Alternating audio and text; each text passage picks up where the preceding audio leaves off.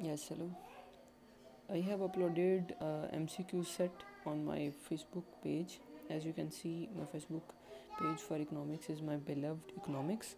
You can go and like this page for more MCQs about economics. So in this video I'm going to solve these MCQs. As the first MCQ is what is meant by the term recession. So the term recession means high unemployment. The second one is the fundamental concept of economics about resources is that the resources are.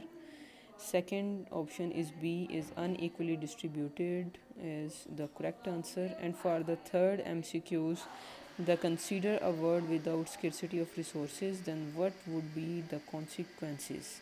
For the third MCQs, the D option is correct is all of the above. Because all prices would be zero, markets would be unnecessary, economics would no longer be a useful subject. And the fourth one is who is considered the founder of microeconomics. The MCQ is number 4. The correct option is A, Adam Smith. Who is considered the founder of modern macroeconomics? The option number B is John Keynes. John Keynes is the correct option. And the sixth one is when analyzing the impact of a variable on the economic system, the other things, and the option number A is correct, must be kept constant. For seventh MCQs, input are combined with technology to produce outputs. The fundamental inputs are called factors of production are. The option number C is correct, land, labor and capital. And for eighth is goods produced to produce yet other goods is called. Option number B is correct, capital. Which economic term is used to represent inequality in income distribution? Option number 9. In MCQs number 9, the option number C is correct.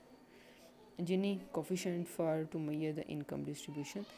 MCQ number 10 is the value of good or service foregone by choosing another investment is called the opportunity cost, the option number A. And the MCQs number 11, the central role of market is to determine the option number D is correct, price of goods. Thank you, that's all.